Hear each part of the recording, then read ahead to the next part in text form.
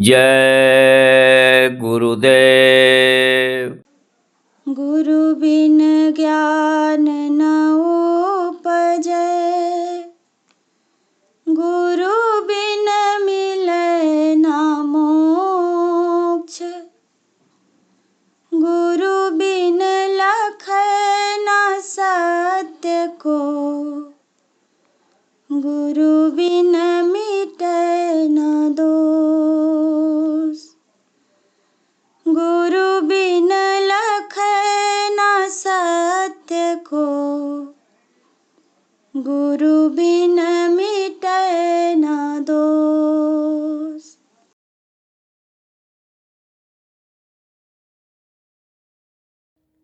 जय गुरुदेव। जय गुरुदेव।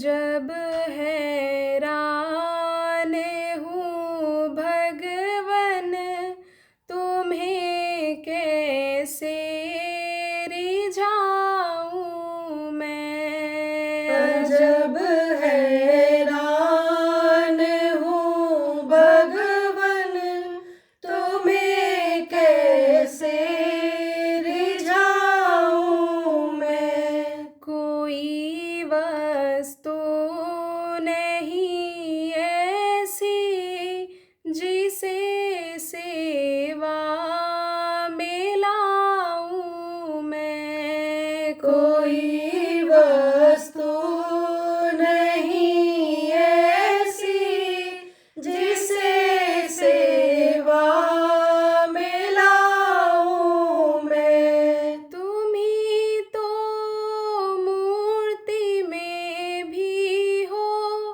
तुम ही व्यापक हो फूलों में। तुम ही तो मूर्ति में भी हो, तुम ही व्यापक हो फूलों में। भला भगवान को भगवान पर कैसे चढ़ाऊं मैं। भला भगवान को भगवान पर कैसे चढ़ाऊं मैं। लगाना भोग कुछ तुमको तो बस अपमान करना है। लगाना भोग कुछ तुमको तो बस अपमान करना है।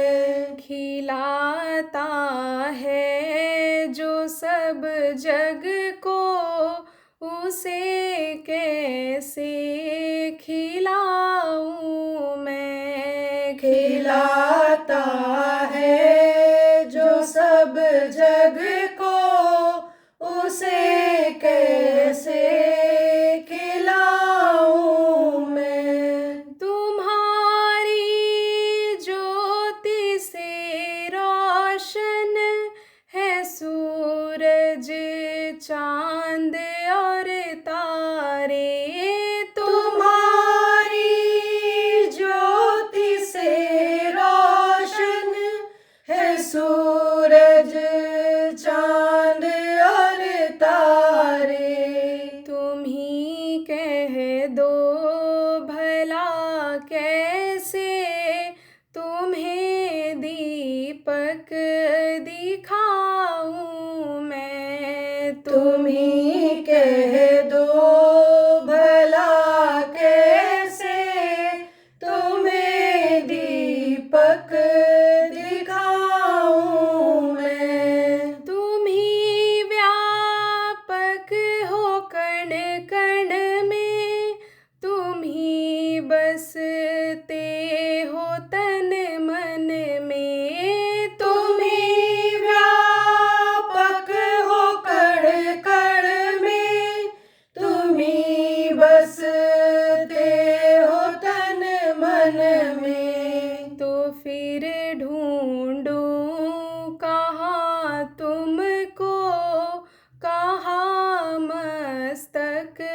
झुकाऊं मैं, तो फिर ढूंढूं कहाँ तुमको, कहाँ मस्तक झुकाऊं मैं।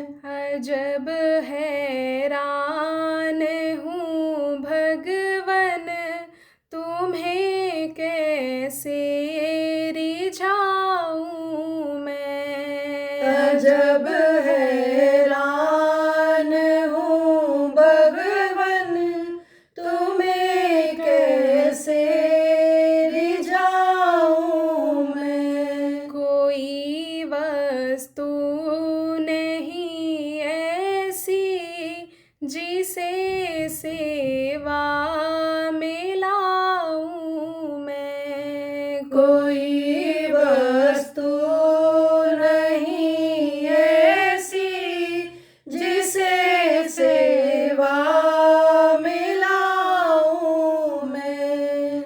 जय गुरुदेव, जय गुरुदेव।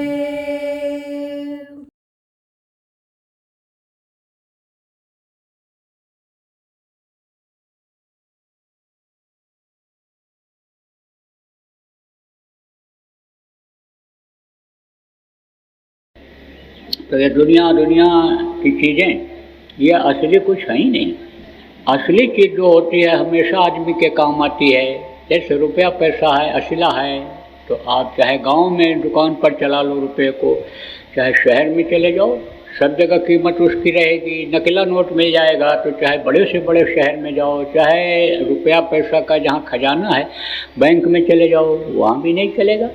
सोना है, सोना अगर असला है तो किसी भी देश में चले जाओ तो सोने की कीमत मिल जाती है, और नकला है तो कहीं नहीं चलता, दो कौड़ी की चीज़ है। तो आप ये समझो प्रेमियों कि ये सब नकल है। यहाँ तो समझो आपका कुछ है ही नहीं, आप तो यहाँ डाल दिए गए, आप तो यहाँ एक तरह से किसी के हवाले कर दिए गए। अब वो जिस तरह से आप रख रहा है उस तरह से आप ढल गए। सत्संग की ज़रूरत इसीलिए पड़ती है कि याद दिलाया जाए, जानकारी हर बात की कराई जाए। सत्संग इसीलिए लोग सुनते थे और सत्संग इसीलिए सुनाया जाता है। बार बार सत्संग सुनने से वो बातें याद आ जाती हैं, नहीं तो भूली रहती हैं। आदमी के सामने जो भी काम रहता है उसी में वो मस्त रहता। क्यों? इसलिए कि वरदान मांगा था उन्होंने। किसने? काल भगवान। काल भगवान का ही सारा पसारा है। ये देवी देवता 33 करोड़ दुर्गा, 10 करोड़ शंभु, ये ब्रह्मा विष्णु, ये महेश, और ये जो उनकी देवी हैं, ये इन देवताओं के लोगों के जितने भी जीव हैं वो सब उन्हीं के हवाले हैं। सूर्य चंद्रमा और ये पवन देवता, अग्नि देवता जिनको कहते हो, जल देवता, ये सब उन्हीं के हवाले हैं। ये सब समझो परिवर्तन के अंतर्गत आते हैं। परिवर्तन किसको कहते हैं? बदलाव को। जैसे अभी आप बैठे हो और अभी समझो 11:30 मान लो बजा हो, तो एक मिनट के बाद वो समय बदल जाएगा। आप जब गर्दन घुमाओगे तब तक 1 सेकंड निकल जाएगा, तो बदला कि नहीं बदला? और ये समय फिर कब आएगा आप देख पाओ, इस समय को न देख पाओ। देखो सन बदलता है, 100 साल बाद आता है। आप देखो घड़ी 12 बजाती है, हाथ जोड़ देती है, अब आगे हम नहीं बजा पाएंगे, फिर 1 पर आ जाती है। अब दोबारा 12 घंटा जब बीत जाएगा तब आप 12 देख पाओगे, 12 बजा पाओ। ऐसे ही अब परिवर्तनशील संसार है। तो परिवर्तनशील ये सब हैं, जितने देवी देवता, जितने भी ये त्रिदेव कहे गए, ये सब परिवर्तन के अंतर्गत आते हैं। तो ये परिवर्तन किसके हाथ में है? ये परिवर्तन हाथ में है काल भगवान के। देखो प्रेमियों, आपको सत्संगों में बताया गया कि आपका घर नहीं है जिस घर में रहते हो, ये तो आपका भ्रम और भूल है। यही आपका सबसे बड़ा भ्रम और भूल है कि ये हमारे पुत्र हैं, हमारी पत्नी है, या हमारे माँ बाप हैं। ये समझो कि रुपया बैंक का हमारा है, घर हमारा है। यही सबसे बड़ा भ्रम और भूल है। आप ये समझो कि यह घर आपका नहीं, ये धन संपत्ति नहीं। देखो छोड़कर बाप दादा जो चले गए उसका भोग आप कर रहे हो, आप इकट्ठा कर रहे हो, बच्चे भोग करेंगे। आपके काम आने वाली ये चीज़ नहीं है। दुनिया की जितनी भी चीज़ है इस जीवात्मा के काम आने वाली नहीं है। सबका संबंध इस शरीर से है और शरीर एक न एक दिन छोड़ना पड़ेगा, क्योंकि यह मृत्युलोक है। मृत्युलोक में सबको शरीर छोड़ना पड़ता है। जितने भी आए सब छोड़कर चले गए। आप समझो कि आपका घर कहाँ है? आपका घर है सतलोक में, सतदेश में है। आप कहाँ के वासी हो? वहाँ के वासी हो। उतारी गई आपकी आत्मा कहाँ से? अनामी धाम से। आपको सत्संगों में बताया गया, सीढ़ी सीढ़ी उतारी गई, अकुलाहट आई, घबराहट आई, थोड़ी देर के लिए रोक दिया गया कि वहाँ का वातावरण में सेट हो जाए। जैसे कोई पहाड़ से उतर करके नीचे आवे, वहाँ बहुत ठंडी होती है, एकदम गर्मी में आ जाएगा, व्याकुल हो जाएगा, फफोले पड़ जाएंगे, यानी समझ लो कि गर्मी में पगलाहट जैसा हो जाएगा। धीरे धीरे उतारो, बर्दाश्त कर ले, यानी समझो कि गर्मी ठंडी और वहाँ के वातावरण को मान ले, सेट हो जाए, तो फिर धीरे उतार दो, फिर धीरे उतार दो। ऐसे धीरे धीरे धीरे उतार करके लाए और कहाँ छोड़ दिया था? सतलोक में। अब सतलोक से भेजा गया। आप ये समझो कि वहाँ से ये मिला किसको? जिनके देश में हो, जिनको काल भगवान कहते हैं, उनको मिला।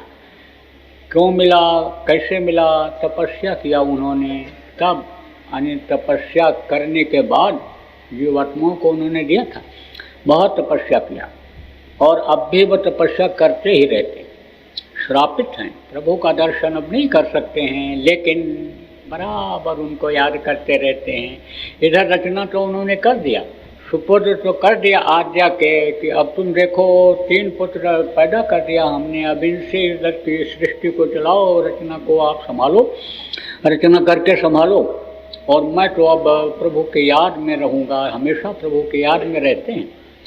कबूल होती है उनकी प्रार्थना, उनकी जो तपस्या है, जो उनका साधना है, वो स्वीकार करते हैं, लेकिन दर्शन नहीं होता है उनको। श्रापित हैं। आपको हो सकता है, आप उनके बनाए हुए शरीर में हो, आपको हो सकता है, लेकिन उनको नहीं होता है। तो मसाला दे दिया, मसाला दे दिया तो उन्होंने देखा कि भाई हम तो बना नहीं पाएंगे, तो मदद लिया।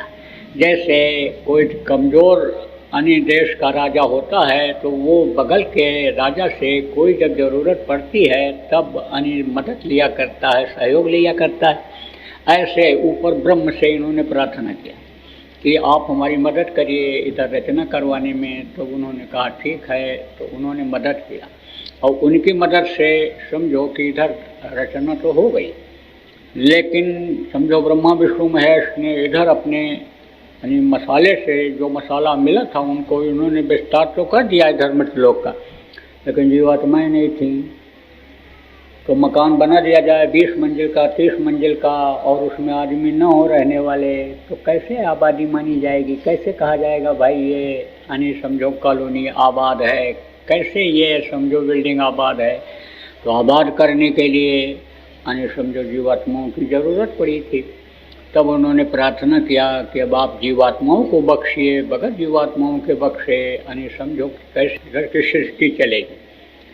तब मौज उनकी हुई। तो निचली स्तर की जो जीवात्माएँ थीं उनको उन्होंने भेज दिया।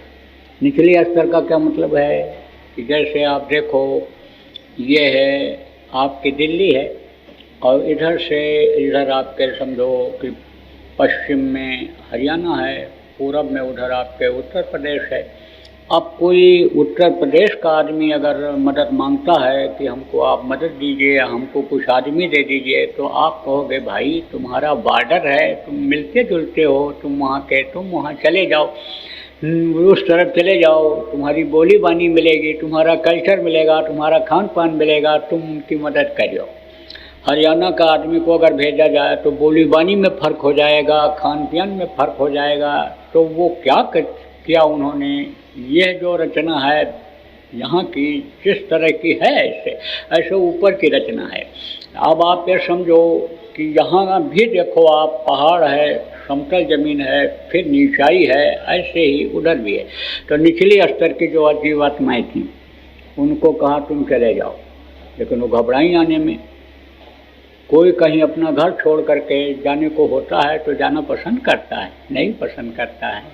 लेकिन अब मान लो कोई अधिकारी है, हुक्म दे दिया कर्मचारी को कि तुम कुछ दिन के लिए वहाँ चले जाओ, 15 दिन, महीने भर के लिए, साल भर के लिए तुम वहाँ चले जाओ, नौकरी करो, फिर तुमको हम बुला लेंगे, जाओ वहाँ का तुम यानी समझो व्यवस्था बनाने में मदद कर दो, तुम चले जाओ।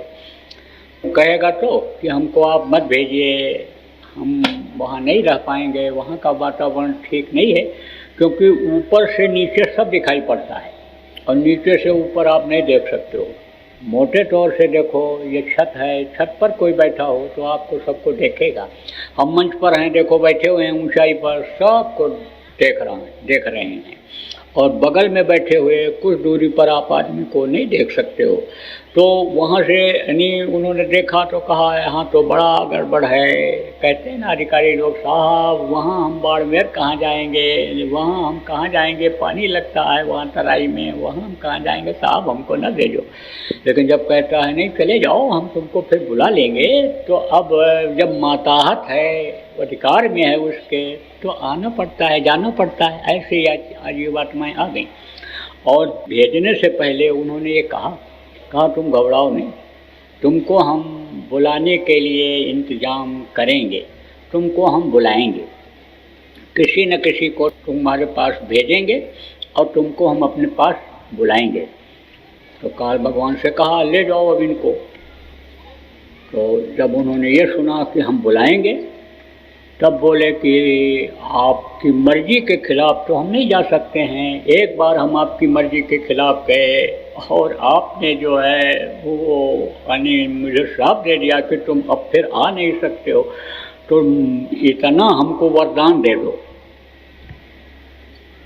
कि जिसको भी आप भेजो, चाहे वो संत हों, चाहे सदगुरु जिनको कहा गया, यानी समझो समर्थ गुरु कहा गया, जिनको भी आप भेजो, उनको यह अधिकार न रहे कि वो जीवात्माओं को अपने साथ लेकर के चले आएं। उनको केवल इतना ही अधिकार आप दो कि उनको याद दिला करके, जीवात्माओं को समझा करके, बता करके, याद दिला करके और युक्ति बता करके और मदद करके यहाँ पर लाएं। जैसे एक होता है कि किसी को गोदी में उठा के पहुंचा दिया, बच्चे को गोदी में उठा के पहुंचा दिया और बच्चे को उंगली पकड़ा करके उसी के द्वारा रास्ता चला करके और वहाँ तक पहुंचाया गया, तो वो अलग होता है। तो उन्होंने कहा उनके द्वारा ही आप यहाँ लाओ, ऐसा वरदान हमको दो। और दूसरा वरदान कहा कि इनको पूर्व जन्म का कुछ याद न रहे। ये पैदा होने के बाद तो हमारा बस चलेगा, लेकिन पैदा होने के बाद भी अगर माँ के पेट में जैसे पूर्व जन्म का याद रहता है, ऐसा याद नहीं होना चाहिए। ऐसा वरदान आप दो। तीसरा वरदान उन्होंने मांगा कि जो जिस हालत में रहे उसी में खुश रहे। आप देखो, लोगों को बताया जाता है, समझाया जाता है कि भाई आपको अंतर में दुनिया बनाने वाला मिल जाएगा, दुनिया की चीज़ों के लिए तुम दौड़ते हो, थोड़ी सी कोशिश करो, घर में ही वो भगवान मिल जाएगा, घर में ही देवी देवताओं का दर्शन होगा। तुम पेड़ और पौधे में खोजते हो, पेड़ और पौधे में वो चैतन्य शक्ति कहाँ तुमको दिखाई पड़ेगी। ये तो ऐसे देवता हैं, मिट्टी के पत्थर आदमी के बनाए हुए हैं। मान्यता आदमी ने पेड़ पौधे को दे दिया कि जो चल फिर भी नहीं सकते, देख भी नहीं सकते हैं, जिनसे अपनी बात कोई कहो उसका जवाब भी नहीं दे सकते हैं। तो तुमको तो अंदर में चैतन्य भगवान मिल जाएंगे, चलते फिरते मिल जाएंगे, लेकिन कोई सुनना चाहता है नहीं। कहते हमारे तो वही भगवान ठीक हैं, तो उन्हीं को हम चले जाएंगे, खुश कर आएंगे, फूल पत्ती प्रसाद चढ़ाए आएंगे, घंटा बजाए आएंगे। यानी जो जिसमें है उसी में रमा हुआ है। एक धर्म था, एक शुरू में एक जाति थी, मनो जाति, एक धर्म था, मनो धर्म था, एक भाषा था संस्कृत, लेकिन अब अनेक भाषाएं हो गई, अनेक धर्म हो गए, नदियाँ एक, घाट बहुतेरा, नदी एक है, घाट जगह जगह पर लोगों ने बना लिया। महात्मा महापुरुष जो आए उनके नाम पर बना लिया। उनकी शक्ति अपने अंदर अपने मन से प्रकट करने के लिए शो करने लग गए, दिखाने लग गए। तो अब आप ये समझो बहुत मतमतांतर हो गए। तो कहा कि उन्होंने कि जो जिसमें रहे उसी में यानी समझो कि खुश रहे, अब पूर्व जन्मों की याद न रहे। लक्ष्मी ने विष्णु से कहा, लक्ष्मी कौन है? विष्णु की पत्नी है। कहाँ रहते हैं विष्णु? वैकुंठ में। वैकुंठ स्वर्ग, वैकुंठ और मृत्युलोक, ये 3 लोक हैं। तो ऊपर वो कहाँ रहते हैं? सबसे ऊपर है वैकुंठ, उसके बाद में आप ये समझो स्वर्ग लोक है, और फिर ये आपका पिंड लोक है। ये मृत्युलोक, मृत्युलोक जहाँ आदमी पैदा होता है और मरता है, जो पेड़ फलते हैं, झड़ते हैं, जो आग जलती है वो बुझती है। तो विष्णु की देवी कौन है? लक्ष्मी। तो लक्ष्मी अक्सर सवाल किया करती थी, अक्सर उनसे कि आप तो कहते हो हम सबको खिलाते हैं, सबको खिलाते हैं। तो कहते हम तो खिलाते हैं, देते हैं। कैसे देते हो? समझो कि ऐसे देते हैं कि जब निराश हो जाता है, उसके पास कोई विकल्प नहीं रहता है, तब हमको याद करता है तो हम दे देते हैं। और सब में जीवात्मा एक ही जैसी है, परमात्मा की अंश है। तब उन्होंने एक दिन क्या किया कि एक चींटी को पकड़ा और चींटी को डिब्बे में बंद कर दिया, और फिर बोली कि सबको आपने खिला दिया? बोले सबको खिला दिया। तो कहा कि डिब्बे को लाई, कहा कि उन्होंने कहा एक चींटी को नहीं खिलाया आपने? बोले सबको खिला दिया। तो डिब्बी लाई, देखा एक छोटा सा चावल का दाना उसमें भी पड़ा हुआ है, हर चींटी उसको खा रही है। और खोलते ही तो क्या सिर नीचे हो गया, आवाज़ बंद हो गई लक्ष्मी की। तो ऐसे लक्ष्मी सवाल किया करती थी। तो लक्ष्मी ने कहा, प्रभु आप अपने लोक में, सुंदर देश में लोगों को लाना नहीं चाहते हो, क्योंकि वहाँ से जैसा मैंने बताया आपको, यहाँ सब नीचे दिखाई पड़ता है। वहाँ भी आप आने जाने लग जाओ, जीवात्मा जाने लग जाए तो दिखाई पड़ने लग जाए। वो रास्ता आपके अंदर है, गुरु महाराज ने आपको बताया, जिनको नहीं मालूम है आज बता दिया जाएगा। तो प्रेमियों देखा उन्होंने कि बहुत दुखी हैं सब। तो कहा कि बुला लिया जाए। बोले बहुत दुख पा रहे हैं, बड़ी गंदगी में हैं, बीमारियां झेल रहे हैं, तकलीफ झेल रहे हैं। तो कहा कि बुला लीजिए। तो कहा हम क्या बुलाऊं उनको, वो आना नहीं चाहते हैं। आना नहीं चाहते कि आप बुलाना नहीं चाहते हैं? अरे बोले बुलाना तो चाहते हैं लेकिन आना नहीं चाहते हैं। तब बोले नहीं ऐसी बात तो नहीं है, हमारे समझ में कुछ कम आ रहा है। तब विष्णु ने कहा जा तो तू ही चली जा, जा बुला के ले आ। तो कहाँ जाएं? मृतलोक में जाओ, तुम अपना ये शरीर बदलो। तो जो अन्य समझो देवी और देवता हैं, मनुष्य शरीर धारण कर लेते हैं, लेकिन मनुष्य जैसा गुण और मनुष्य जैसी हरकत उनमें नहीं रहती है। जैसे ये प्रेत आत्माएं हैं, ये भी लिंग शरीर में रहती हैं, देवता भी लिंग शरीर में रहते हैं। प्रेत देखो इससे आदमी इसे बन जाता है, लेकिन उनकी पहचान होती है, उनकी जो एड़ी होती है प्रेतों की वो आगे होती है। मनुष्य का शरीर तो बनाएंगे, लेकिन उनकी एड़ी अगर गौर से देखोगे तो ऐसे यानी समझो आगे रहेगी और पंजा पीछे रहता है, और आपका यह पंजा आगे रहता है और एड़ी पीछे रहती है। देवता यानी समझो कि मनुष्य शरीर धारण कर लेते हैं, लेकिन आप ये समझो कि उनका पैर जमीन पर नहीं पड़ता है, कुछ ऊपर ही रहेगा।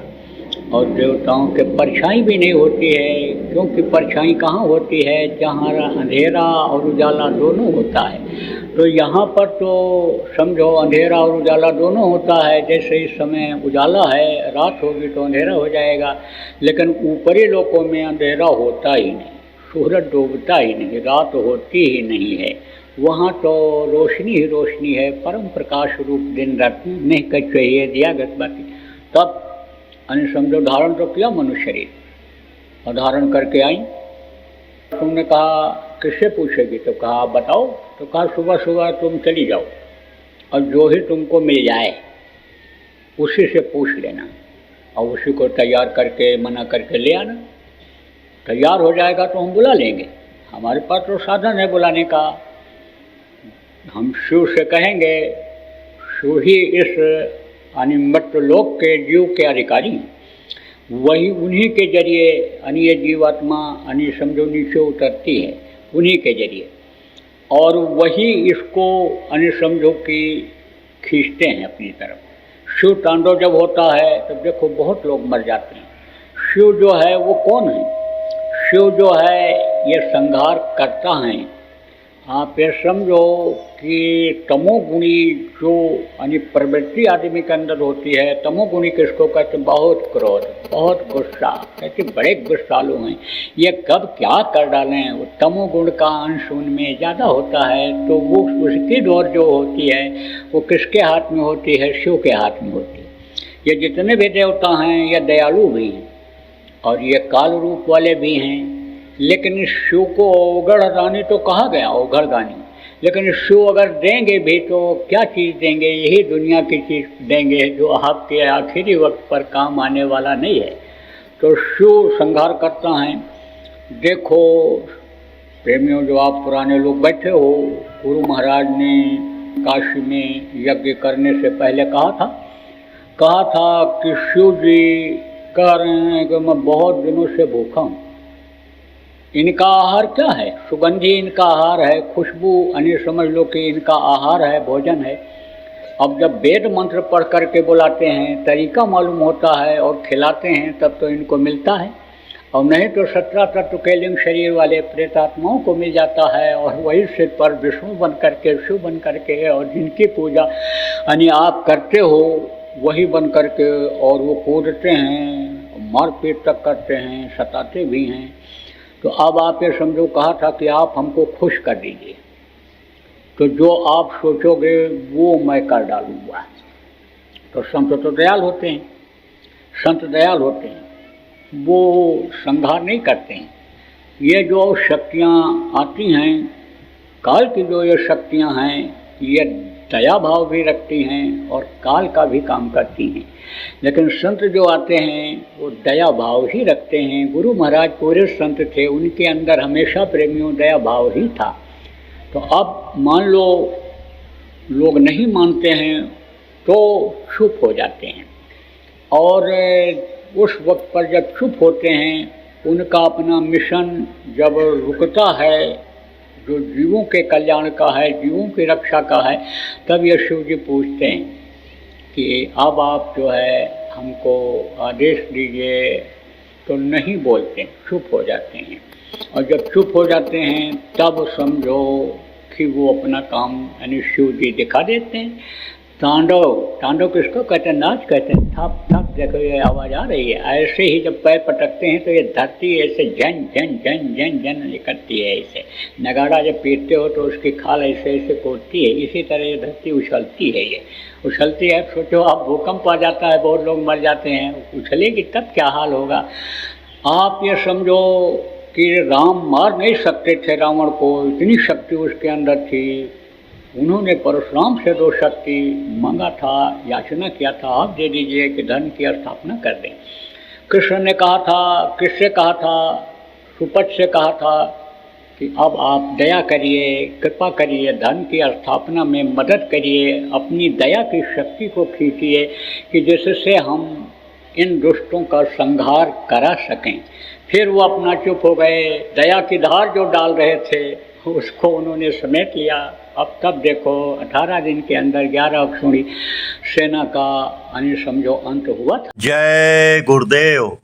सरकारी व गैर सरकारी अनुदान के लिए बिना सत्संगियों के सहयोग द्वारा जनहित के कार्यों में लगी हुई बाबा जय गुरुदेव धर्म विकास संस्था का मुख्यालय पिंगलेश्वर रेलवे स्टेशन के सामने मक्सी रोड, उज्जैन, मध्य प्रदेश में है। यहाँ पर सत्संग व नामदान का कार्यक्रम होता रहता है। अतः आप श्रोताओं से अनुरोध है कि बाबा उमाकांत जी महाराज के आश्रम उज्जैन एक बार परिवार सहित जरूर पधारिएगा। आपके सुझाव के लिए व्हाट्सएप नंबर 9575600700। जय गुरुदेव।